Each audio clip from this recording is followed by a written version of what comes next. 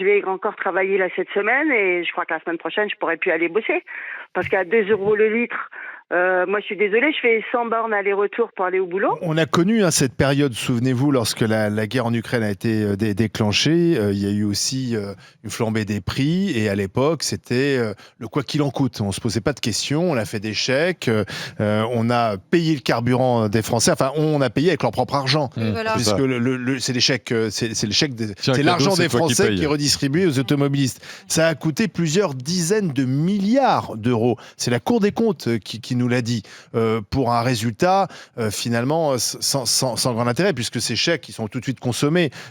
Bref, aujourd'hui le gouvernement de toute manière n'a plus d'argent, les caisses sont vides, donc il essaye de tenir en disant non, pas d'aide, c'est trop tôt, attendons de voir, mais la pression commence. Le Parti socialiste d'Olivier Faure vient de demander des chèques pour les plus vulnérables. Alors il faudra définir quels sont les critères pour les automobilistes qui en ont vraiment besoin.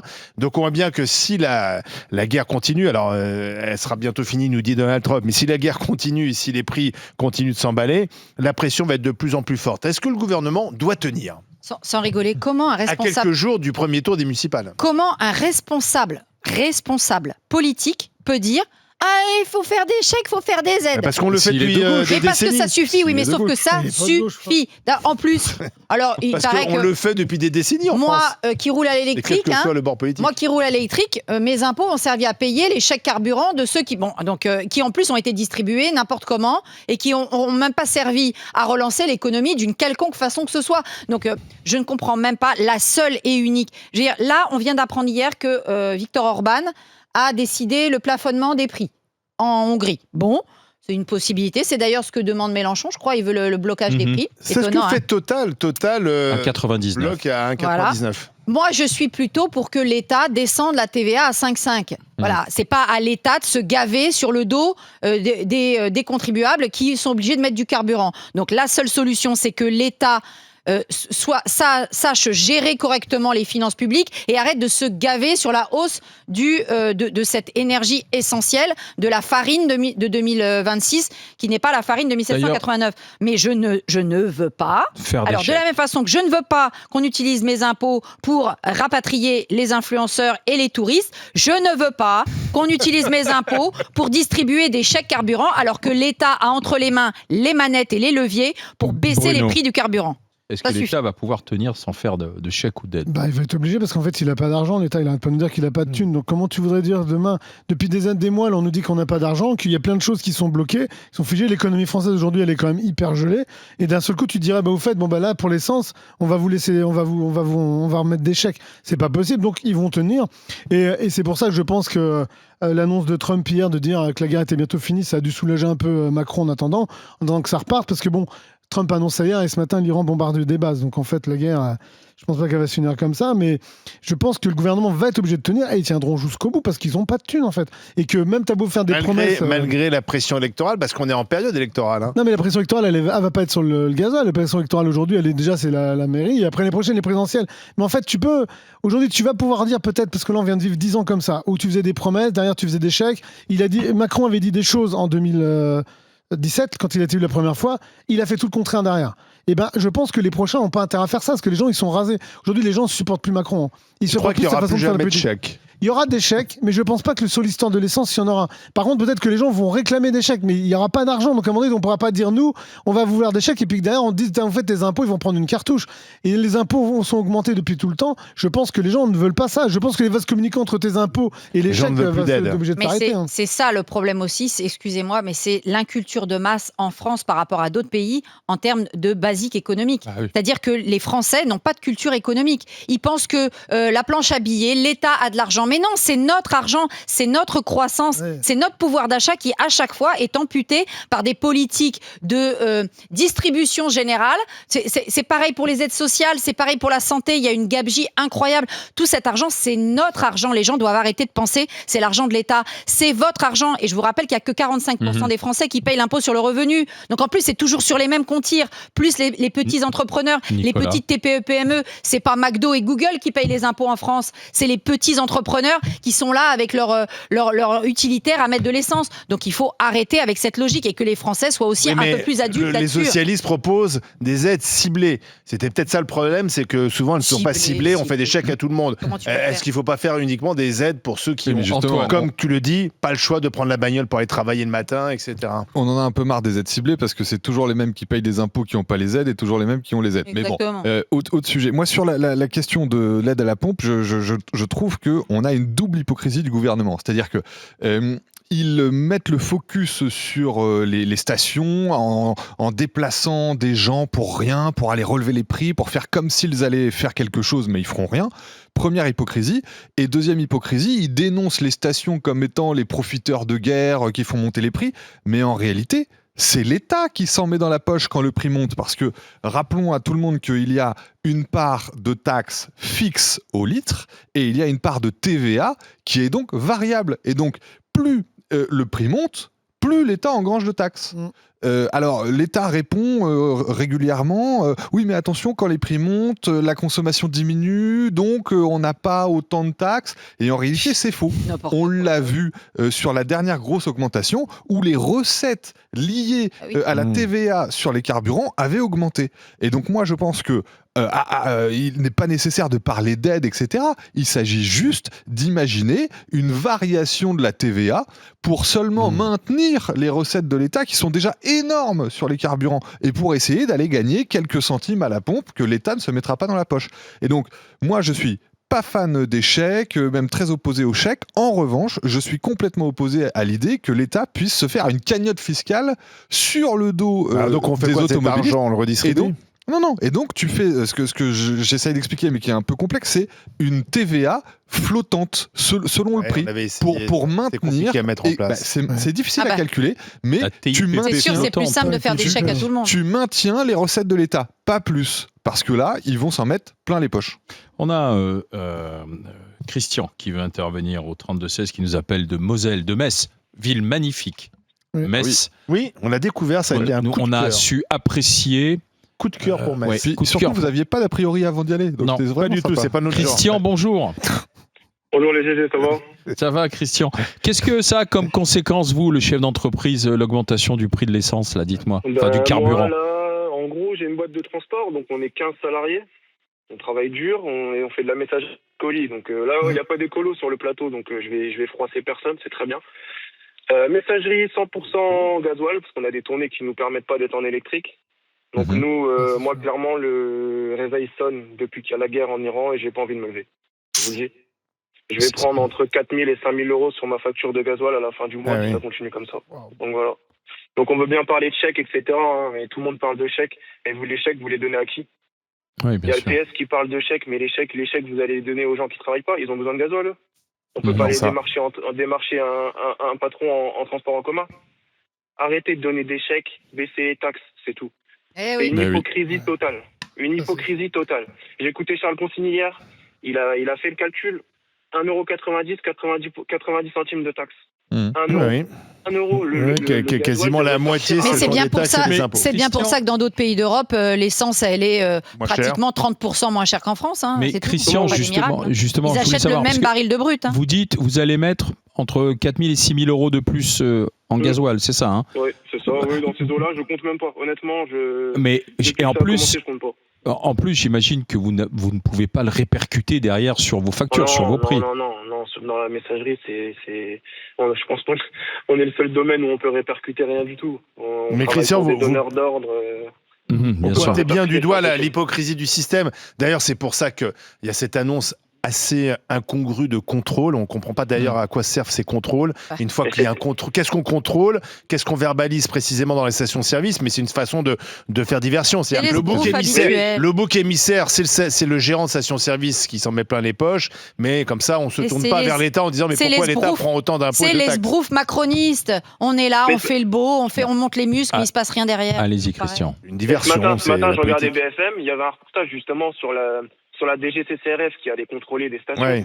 Mais j'avais l'impression d'être dans un monde parallèle. Ils étaient 5 à vérifier si les prix à la pompe étaient les mêmes prix que sur le ticket de caisse. Mais vous vous foutez de la gueule de qui, en fait?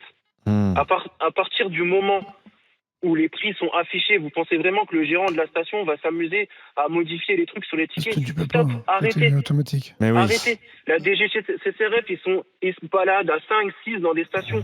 C'est les fonctionnaires. Mais Christian, C'est ça qui explique aussi les impôts. Christian, est-ce que ça peut mettre en danger votre entreprise ou provoquer des licenciements? Clairement oui. Moi, on est dans un secteur qui est en plein développement. Alors, les écolos vont se manifester, les Amazon et compagnie, c'est pas bien, etc. En attendant, tout le monde clique, tout le monde commande. Bah Donc le fret, il est là. Que ce soit du Chine, du Amazon, du Cdiscount, etc., des boîtes françaises, tout est là. Donc c'est des sociétés. Mais vous pouvez pas passer à l'électrique? Non, les tournées sont pas compatibles. Mais c'est des sociétés de messagerie qui, si tout est bien ingéré, peut grimper à 20, 30, 40 chauffeurs. Mais arrive un moment, pourquoi faire ça? Quand on voit qu'on se fait matraquer de charges, quand on voit qu'on se fait matraquer sur l'essence, etc. Mais moi, ça me donne pas envie. Moi, j'ai 35 ans, j'ai monté la boîte, j'avais 30 ans. Au début, tout roulait bien. Sortie de Covid, je me suis dit, allez, je me lance. Et au final, il y a eu la guerre en Ukraine, on n'a rien demandé à personne. On a voulu faire notre beurre. Au final, on s'est fait allumer. Là, maintenant, il y a l'Iran. J'en ai rien à carrer. Je veux juste faire mon beurre pour être tranquille et payer mes salariés, faire marcher l'économie, avoir un minimum de reconnaissance vis-à-vis de s'élever socialement, de faire de l'argent, quoi, de faire bosser des gens. Au final, c'est ça qui nous tombe sur la gueule. Mais arrive un moment, stop. Mais moi, je comprends pas pourquoi les routiers ne se réveillent pas, en fait.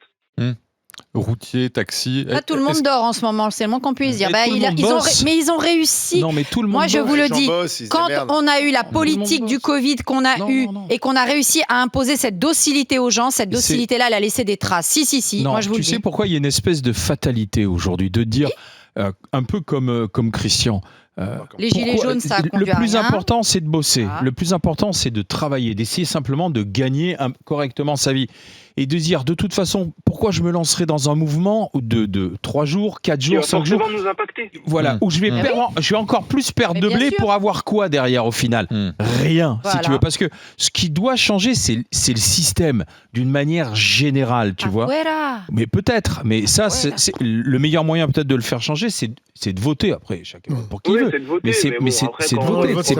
C'est plus par là, plus que par un mouvement, plus que par un mouvement d'une semaine où Christian, son entreprise, elle est déjà fragile, où il va la mettre encore plus en danger. Et tu as quoi dans les propositions pour 2027? Tu vas avoir quelqu'un qui te propose du Venezuela bis avec la LFI, et d'autre côté le RN, c'est l'étatisme, et absolument surtout, faut pas avoir l'air de vouloir être comme Milei ou c'est pas beau, faut pas avoir l'air d'être comme Trump ou c'est pas beau, donc eux aussi, ils sont dans une espèce de posture, vous inquiétez pas les petits-enfants, vous continuerez à être choyés comme vous l'êtes. Alors que non, on sait très bien que ce système-là, il va nous exploser à la figure. Sauf que ce sont les deux offres qui proposent de renverser un peu la table. Et c'est pour ça que ces deux offres, ils proposent, mais économiquement, ils ne vont pas renverser la tâche, je peux te dire, ni l'un ni l'autre. On a les élus qu'on mérite et les Français ne sont pas prêts à voter pour une révolution libérale. Et donc, on veut encore prendre les aides, les machins, le service public qui nous coûte beaucoup trop cher. Vous faites du mal à Bruno. Non, mais moi j'entends, mais en fait, quand tu dis faudrait tout arrêter, mais révolutionnaire comme toi. Tu renverseras la révolution, elle est libérale. Tu renverseras pas le système en faisant une grève de 3 jours, surtout si tout le monde se met pas en grève. En fait, si tu renversais le système, c'est tout arrête tout. On l'a vu avec le Covid. Le Covid a tout arrêté. Et en fait, les gens commencent à se dire, mais putain, j'ai peut-être pas besoin de commander toutes les 3 secondes sur Amazon. J'ai pas besoin de les gens de nouveau recommandent. Et dès que le CSA s'est arrêté, bam, tout le monde a repris son truc pire qu'avant. On nous a raconté n'importe quoi. En fait, on a un vrai problème culturel aussi, c'est qu'à un moment, on ne sait pas quelle société on veut.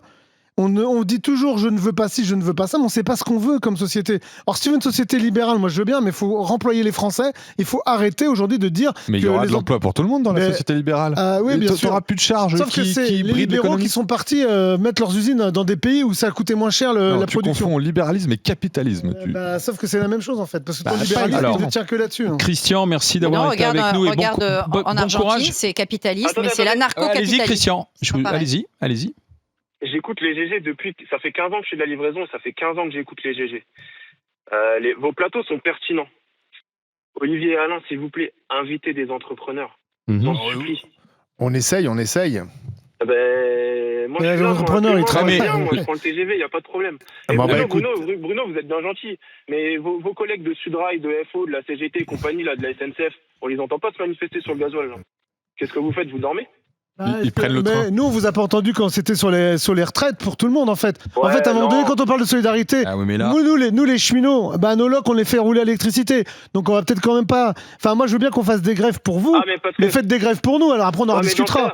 Ça s'appelle ça la solidarité. Christian, c'est pas quand on a envie, en fait. En fait, moi, quand j'ai perdu, depuis que je suis rentré à la SNEF, j'ai 25 ans de boîte, j'ai dû perdre, je sais pas, peut-être 1 an ou 2 de grève pour les retraites ou quoi que ce soit, les retraites contre Sarkozy, les retraites contre le projet Macron. Moi, j'ai pas vu les routiers s'arrêter. Toutes les médailles.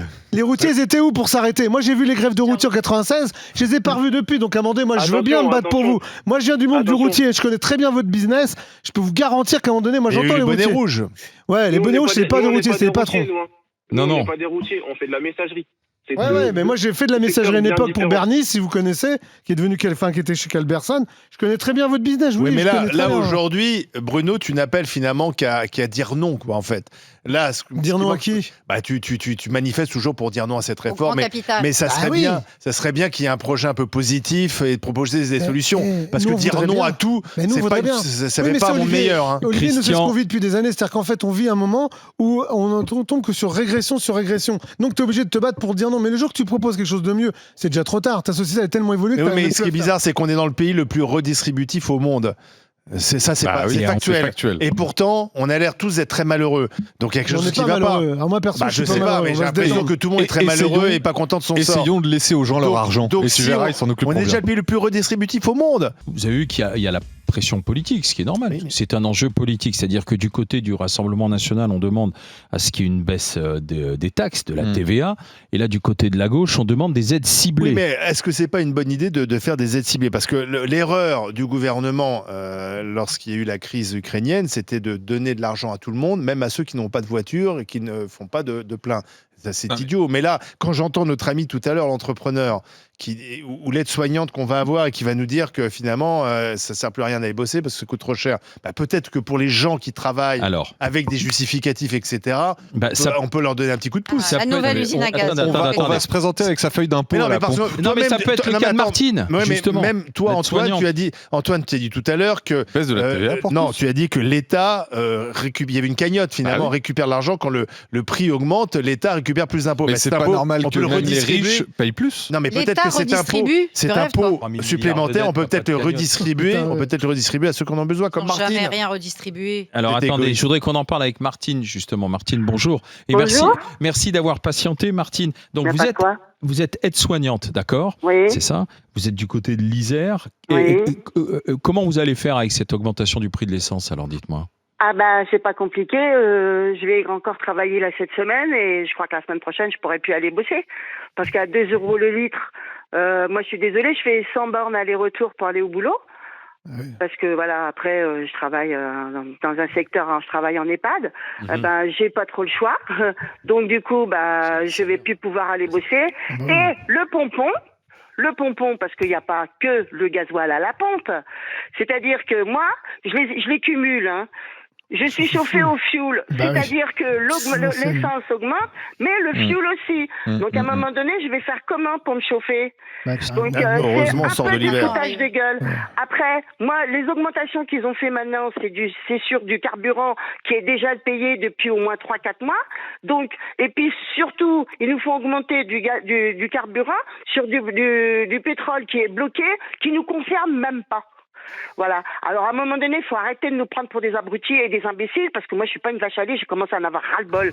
Ça fait 7 ans, 8 ans, j'en sais rien, de 9 ans que l'autre, il est au gouvernement. Je peux plus le voir en peinture. Je peux plus, dès qu'il même sur le porte-avions. Là, la guerre, il en est pas responsable, l'autre, comme vous le dites. Non, mais c'est lui qui nous a mis dans cet état. C'est pour dire des conneries, pour nous enfoncer encore plus. Alors ça, c'est vrai que on paye plus aujourd'hui de taxes et d'impôts sur l'essence qu'il y a, j'ai regardé les chiffres, qu'il y a 10 ans. C'est vrai qu'elle ne cesse d'augmenter parce qu'on invente de la TVA sur la TVA, des taxes écolo, etc. Moi, on n'a jamais payé autant d'impôts et taxes sur l'essence. J'ai vraiment hâte que les Attal, les Prisca-Thévenot viennent nous faire le bilan et nous expliquent que non, rien n'a augmenté, qu'en 10 ans, on a gagné du pouvoir d'achat. Alors, Prisca-Thévenot ou Gabriel Attal, quand on leur demande de venir dans les grandes gueules, pour l'instant, ils ne veulent pas venir. Ah bah tiens. Quand vous voyez que sur les taxes, vous payez déjà, en plus, vous payez 20% de TVA, mais sur les factures d'électricité, vous avez 4 sortes de TVA. Oui. Il n'y a pas un moment donné où ils se foutent de nous. Moi, je peux plus. Alors déjà, le gouvernement, je peux plus, les écolos, je peux plus. Il y a un moment donné, comment voulez-vous qu'on fasse confiance à ces politiciens qui parlent droit devant leur nez, qui ne connaissent pas la vie, qui ont des salaires. Moi, j'aimerais bien avoir leur salaire, déjà. Ils savent pas ce que c'est que de gagner 1800 balles par mois, de payer son loyer, de payer la bouffe, payer l'électricité, le carburant et tout, et de faire des heures à ne plus s'en sortir. Et ils viennent nous apprendre à vivre. Mais fermez-la. Je peux plus. Et à un moment donné, je suis devenue révolutionnaire avec leurs conneries, là. Alors là, vous venez de faire plaisir révolutionnaire à la Milei un peu plus tôt, alors. Ah non, mais là c'est vrai, j'en peux plus. Moi j'ai deux gamins qui bossent, mais je me dis mais comment dans leur vie elle va être quoi plus tard? Leur vie ça va être quoi? De travailler et pour bosser? Ils vont faire comment pour bouffer, pour vivre, pour aller une fois dans l'année au resto? Ils vont faire comment? Même ça on peut plus le faire parce que tout augmente. Mais il y a quelques années, je pouvais aller au resto de temps en temps avec mon mari. Là, depuis 2 ans, on ne peut même plus se faire un resto. Parce que dès qu'on a notre salaire, allez, le 10 du mois, il n'y a plus rien et on ne fait que payer. Et on est découvert tout le temps. J'en peux plus. Et vous payez l'impôt sur le revenu ou pas? Oui, j'en paye. Et voilà. Et rappelez-nous votre salaire? Je gagne 1800 € par mois. Voilà la France qui paye, voilà la France qui trime, et voilà la France qui ne reçoit rien, qui rame et qui ne reçoit rien. Mais je pense que Martine, elle n'a pas envie de recevoir quoi que ce soit. Non, je veux pas de aide. Parce que s'il me donne une aide, ça va être 20 balles. Mais 20 balles, je fais quoi avec 20 balles? Mais quand je dis que Martine ne reçoit rien, c'est qu'elle ne reçoit même pas les services publics auxquels elle a droit. Elle ne reçoit pas les services de santé auxquels elle a droit, l'éducation auxquels elle a droit, la justice à laquelle elle a droit, parce qu'elle paye des impôts avec 1800 € net par mois. Moi, j'en connais qui gagnent 1800 € net par mois, mais qui arrivent à ne pas payer d'impôt sur le revenu. D'accord? Parce que les enfants, parce que le social, parce que blablabla. Et c'est Martine qui paye. Donc il y a Nicolas qui paye et il y a Martine qui paye. Surtout que Martine, vous travaillez, vous disiez en EHPAD, c'est ça? Oui. Un EHPAD privé ou public? Oui, alors c'est privé. C'est privé et on tire les salaires vers le bas aussi. On est payé au SMIC. Et on cherche pas à recruter. Et ça manque de bras, effectivement. On est payé au SMIC. Alors je vais vous raconter mon week-end dernier. Comme ça, vous allez être bien. Normalement, on est censé être 7. On a commencé à 5. Bon, après, il y en a une qui est revenue. Mais du coup, au lieu de finir à 17h45, j'ai fini à 19h15. Alors que j'avais commencé à 6h30 le matin. Donc, j'ai fait 12h30 samedi. Et dimanche, j'en ai fait que 10. Mais à un moment donné, j'ai fait des heures et tout. Et pour avoir quoi? Pour que j'ai fait 2h30 de plus ce samedi pour qu'on me les taxe sur mes impôts? Alors ça va être payé en heures supplémentaires défiscalisées. Oui, non, mais rien du tout. On va être défiscalisé au SMIC. Qu'est-ce que vous voulez qu'ils me payent au SMIC? Non, ça va pas du tout. On nous marche sur la tête, on nous prend vraiment pour des cons. Mais alors, le français, c'est vraiment une serpillière. En plus, c'est une serpillière parce que personne ne dit rien, personne ne l'ouvre, et tout le monde est là comme des moutons en train de suivre. Là, on est bien d'accord, Martine. Et vous savez, ils ont quelque chose normalement entre les mains. Ça s'appelle un bulletin de vote. Martine, alors, je suis désolée, mais c'est eux qui l'ont remis en 2022 pour recommencer. Allez-y, Martine. Voilà. Allez-y, moi, Martine. je vote et depuis l'âge de 18 ans, je suis scrutateur. J'ai déménagé plein de fois. Partout où je suis allée, j'étais scrutateur. Là, dans le village où j'habite, il y en a qu'un qui se présente. Bon, ça va être vite torché, il n'y aura qu'un tour. Oui, il faut exagérer, ça va être vite fait, il n'y a qu'un tour. Mais moins de boulot pour les scrutateurs. Je suis scrutateur depuis l'âge de 18 ans. Oui, vous êtes engagé. J'ai vu, moi, les gens qui montaient, qui redescendaient, qui se cassaient la gueule. Nous, notre député ici, alors là, par contre, bon... Je vais respirer fort. Notre député ici, c'est un LFI. Et vous l'avez vu, vous? Moi, je la connais même pas. Elle est jamais venue dans le secteur. Elle a jamais vu personne. On la voit pas. Voilà. À part aller, je sais pas où, mais je sais même pas. Elle est occupée à Paris. Elle est très occupée à l'Institut La Boétie. Elle apprend son métier. Martine, je vous remercie d'avoir été avec nous. Donc la semaine prochaine. Non, mais je vous en prie. C'était ce que vous aviez sur le cœur. C'est et du coup, qu'on vous à combien il est le carburant là quand vous passez à la pompe? À combien il est, Martine? Il est à 2 €. Le gasoil, il est à 2 euros. Bon, espérons que ça dure pas trop longtemps. Martine, merci d'avoir été avec nous. Le gouvernement va-t-il tenir? Pas d'aide à la pompe, c'est ce qui est dit pour le moment. Je dis bien pour le moment. À votre avis, est-ce qu'il va tenir le gouvernement? Oui ou non? On va regarder ce que vous en pensez. Qu'est-ce que sûr vous que c'est nous en plus dites des gens comme Martine qui font sur les tenir la réseaux France que Jack sociaux? Lang. Non, vous dites le gouvernement ne tiendra pas à 61,8%.